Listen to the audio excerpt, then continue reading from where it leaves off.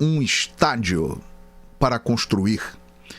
Qual é a sua visão? Isso é muito importante falar, porque isso tem gerado muitos comentários. Qual é a sua visão sobre essa situação do estádio do Flamengo no gasômetro? Nação flamenguista, né? O Flamengo com o novo presidente, né? Chama BAP, né? O que será que ele pensa aí, pessoal? Será que ele pensa do estádio do Flamengo, né? Muitos dizem, né? Inclusive Rodolfo Landim, ele era contra, né, a construção do estádio, que se Landim perdesse não ia ter mais estádio. E o que será que realmente, de fato, tem de verdade nessa história? Será que realmente o BAP é contra o estádio, né? Uma coisa é certa, Rodolfo Landim era contra Gabigol, né? Não queria Gabigol, inclusive no último final de semana teve o jogo de despedida, Gabigol recusou tirar foto próximo de Landim, né? Será que BAP pode ter reviravolta nesse caso aí de Gabigol? Será que BAP pode chamar Gabigol para conversar? Pois é. Ficou curioso, pessoal? Fique no vídeo até o final que vocês vão escutar aí da boca de BAP, né? Vamos ver o que é que ele acha, né? Sobre esses assuntos. Uma coisa é certa, o Flamengo agora vai ser profissional, né? Inclusive, já tem um novo diretor, né? José Botti. Português, europeu, né? Já chega aí para comandar o Flamengo, né? No lugar de Marcos Braz, né? Vamos ver o que foi que ele falou aí sobre algumas questões do Flamengo, novo presidente do Flamengo, pessoal. Quero deixar aqui créditos ao vídeo, né? O canal Fala João Guilherme, link na descrição. Vamos ver o que foi que BAP falou aí sobre esses assuntos. No final do vídeo, deixa a minha opinião, nação. Vamos lá. Sendo que o estádio é um sonho de toda a nação e ele vai acontecer. Isto posto, além do terreno, nós não temos absolutamente nada, João. Sim. Quando eu olho para a equipe que está comigo, o time que está do meu lado, eu tenho certeza absoluta que a única equipe hoje no Flamengo que tem condições de executar isso no tempo que nós vamos ter de 4 anos e meio é a do pessoal que está comigo. Eu tenho o Cláudio, eu tenho o Tostes, eu tenho o Lomba, eu tenho o Flávio Villeman, eu tenho muita gente qualificada, eu tenho o Fábio Coelho do Google, presidente do Google, que vai nos ajudar. Nós temos o Marcos Mota, que vai estar ajudando a gente também nesse processo todo. Então eu vejo que nós temos muita gente competente para ajudar o Flamengo a conseguir não só construir o seu estádio, mas gerar recursos sem os quais o Flamengo poderia estar numa situação temerária. Eu vou te dizer, o Flamengo vai ter um estádio, o Flamengo não vai abrir mão de performance esportiva, nem da sua independência para virar SAF.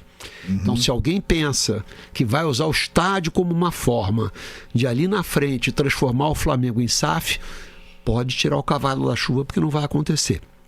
Nosso plano, João, é em 5 anos aumentar 50% o faturamento do Flamengo de 1,4 bilhão para 2,1 bilhões, com alternativas, como eu já tinha dito aqui no início para você, e aumentar a rentabilidade do clube e a margem operacional de 25% para 31%. Este ganho ao longo do tempo vai cobrir aproximadamente 1,5 bilhão de reais adicionais que o Flamengo não tem hoje. Com os 300 que nós vamos gastar entre terreno e algumas obrigações, faltariam uns 700 milhões. Eu estimo que o estádio da gente custe alguma coisa como 2,5 bi.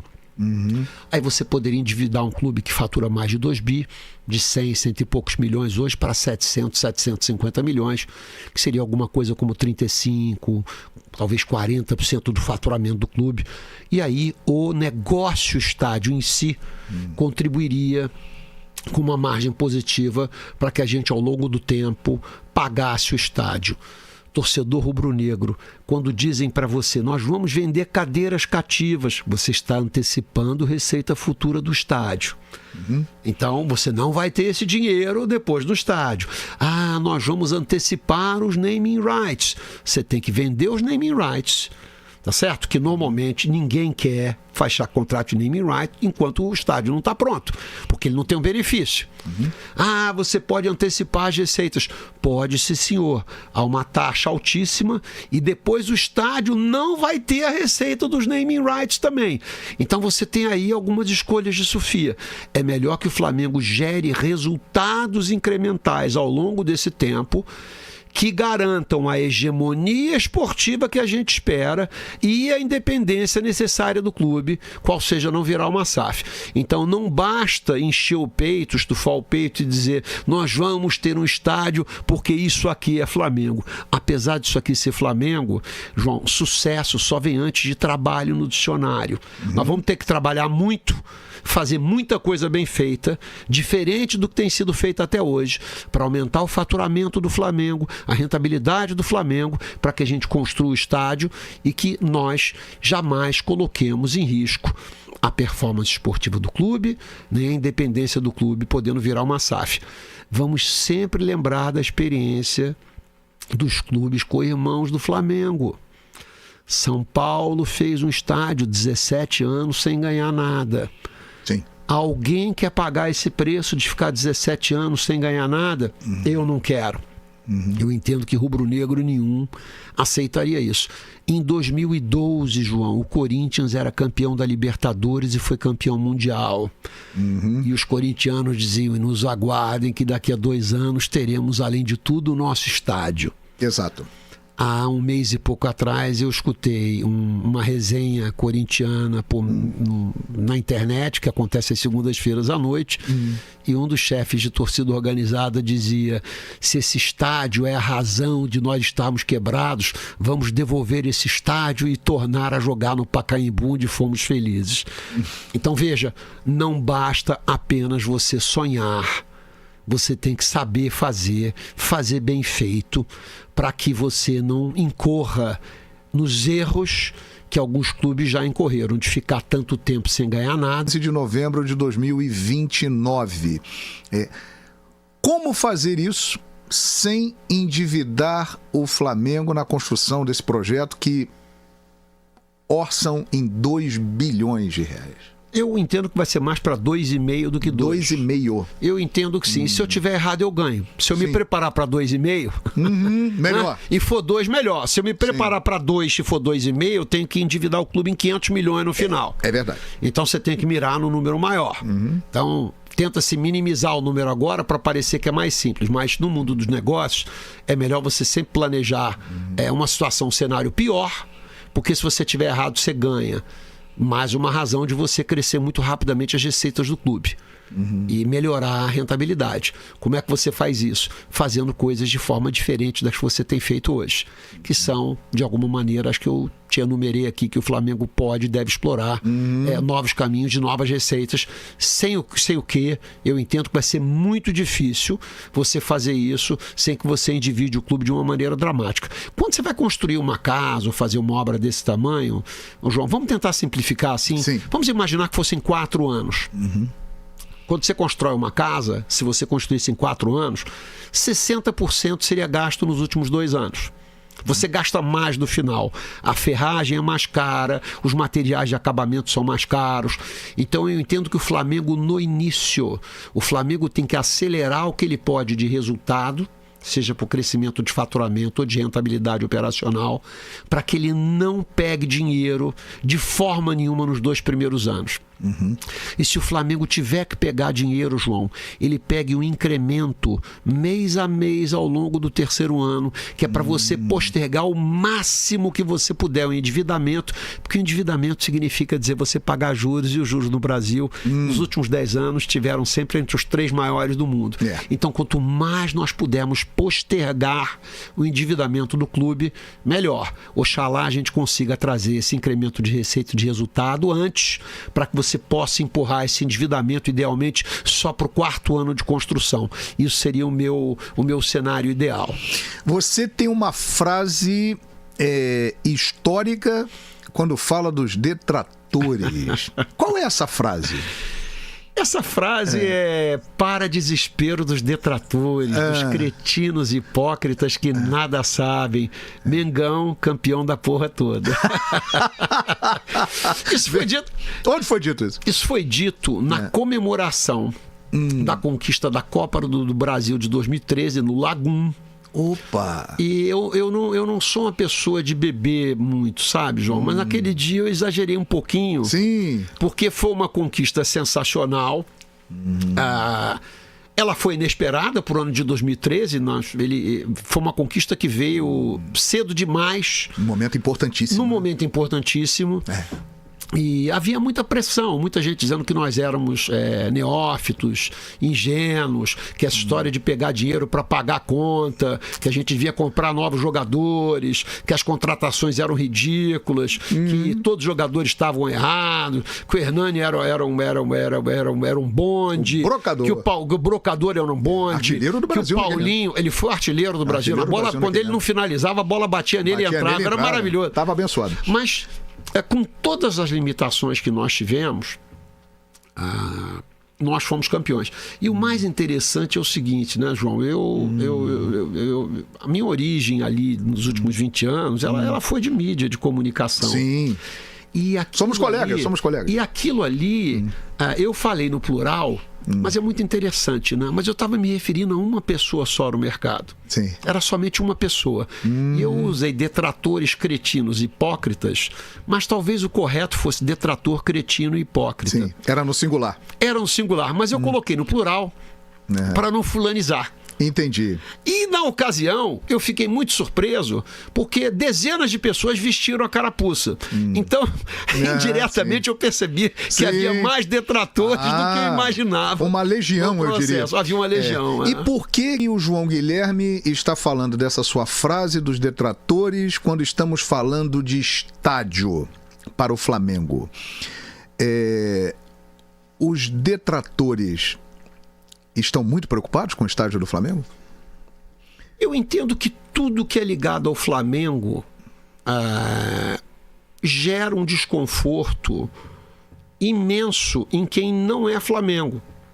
Sim. Eu entendo que quem não é Flamengo consome tanto Flamengo quanto consome os seus próprios clubes, no mínimo. Mínimo. Eu, como apresentador de programas de televisão de esportes, eu posso atestar isso. É um fato. O engajamento, quando se fala de Flamengo, dos rubro-negros e dos torcedores de outros times, é muito grande. Realmente. Eu percebo a mesma coisa. Eu vejo colegas meus, amigos meus, comentando a atuação do time do Flamengo. Eu falo, olha, primeiramente, obrigado pela sua audiência. Mas eles veem os jogos inteiros, criticam o Tite porque fez essa substituição. Aquela, eu falei, você estava lá assistindo? Não, estava dando uma olhada só uma olhada durante 90 minutos. Mas só. atento. Eu entendo que seja natural. Eu, como rubro-negro, e eu acho que isso é parte da minha alma, eu adoro navegar no meio de hostilidade alheia. Eu gosto de estar com a faca nos dentes. Sim. Entendeu? Sim. Enfrentando todos esses detratores. Isso é um combustível para minha alma. Sim. Entendeu? Se não houvesse os detratores, eu acho que eu não teria tanto ânimo e tanta disposição para me propor o que eu me proponho quando se trata de Flamengo. Perfeito. E por que eu estou tocando nesse assunto com você? Porque o Flamengo está iniciando o processo para construir o seu estádio e, paralelamente, começou a existir um movimento de preocupação com o Maracanã, coisa que não existia antes. Mas o Maracanã passou a ser algo muito importante para quem não ligava para ele. Você acredita que a partir do momento que o Flamengo tiver o seu estádio, realmente o Flamengo vai atingir um nível que os outros terão muita dificuldade de alcançar? Olha, eu espero trabalhar um dia assim ou outro também para que isso aconteça.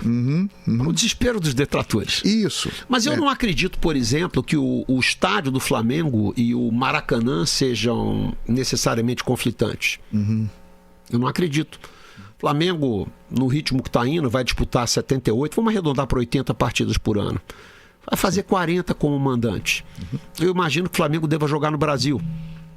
Sim. O Flamengo vai fazer 7, 8 partidas em outros lugares, porque nós temos torcida em todos os cantos do Brasil. Sim. Sobram 32, 33 partidas em casa.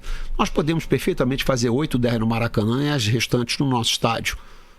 O Maracanã hoje é uma plataforma que é rentável. O Maracanã hoje, ele não é uma operação deficitária. Isso é importante. Ele não é uma operação deficitária. Então o Maracanã não sangraria os cofres rubro-negros se não houver os 30 e tantos jogos do Flamengo no Maracanã.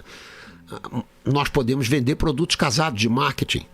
Você pode vender camarote nos outros lugares. Sim. Você vende camarote no Maracanã, vale 100.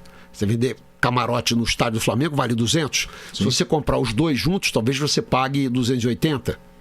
Então você pode fazer... Faz um pacote? Você pode fazer pacote de jogos em estádios diferentes. Eu entendo que se nós formos falar de tradição, aquela frase que o Maraca é nosso, realmente eu me sinto como dono. A torcida do Flamengo se sente dona do Maracanã. Sim. Outras torcidas também se sentem. Claro, claro. Mas nós nos sentimos donos do Maracanã. Eu, mal comparando, eu diria que o Maracanã para o Flamengo, o Maracanã pode virar o Wembley do Flamengo.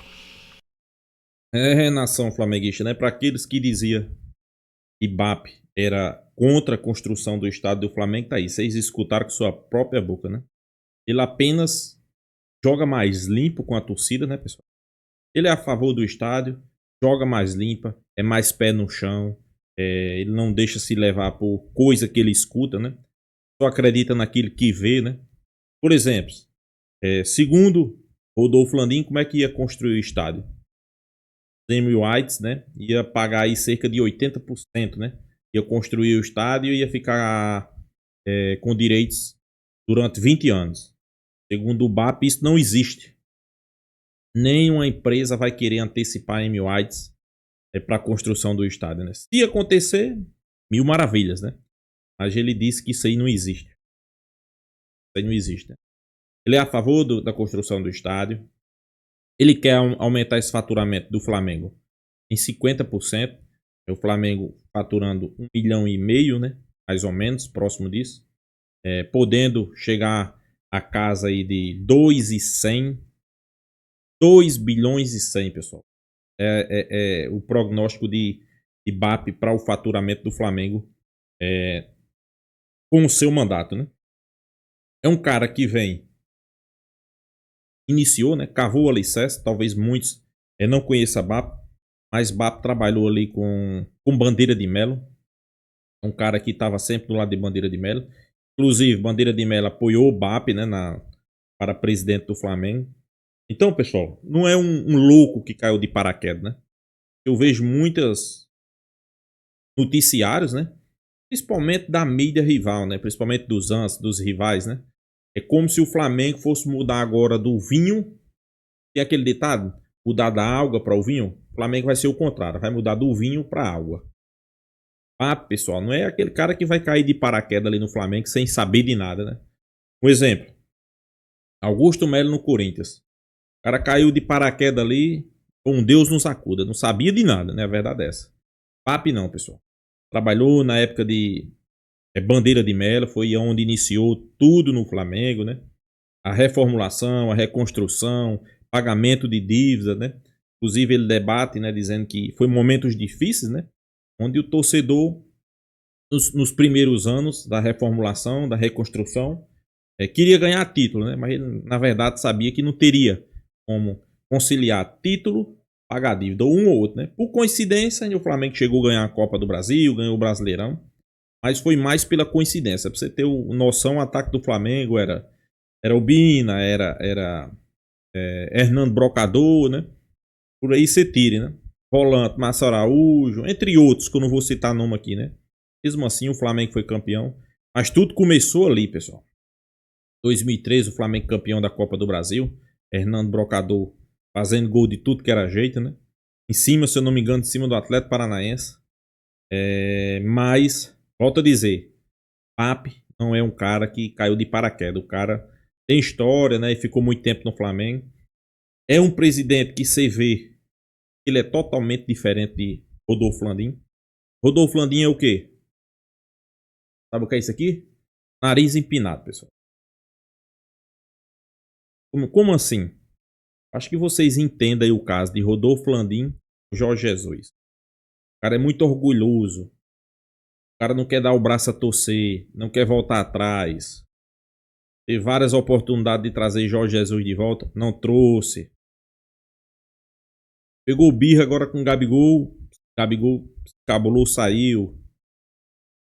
E para não perder a presidência do Flamengo, não estou dizendo aqui que Rodolfo Landim foi um dos piores administradores, presidente do Flamengo. Não. Até hoje não, até o dia 31 de dezembro, vai ser o melhor presidente que já passou no Flamengo.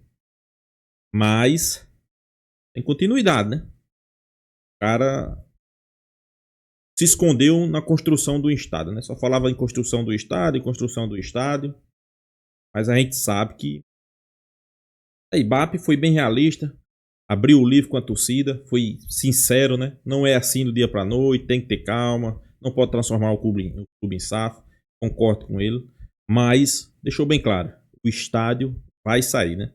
Você que tá preocupado aí, vocês rivais achando que o Flamengo vai mudar do vinho para água, calma, pessoal. Pelo contrário, o cara quer, se o Flamengo fatura 1,5 bilhão, quer faturar 2 bilhões e 100. Isso aí seria demais, né? Então é isso, pessoal. Se inscreva aí no canal FlaTube, deixa seu like, deixa sua opinião aqui nos comentários. Estamos sempre debatendo, trazendo as melhores notícias, deixando nossa opinião. Isso aí que é mais importante para o canal, né? Até a próxima, pessoal.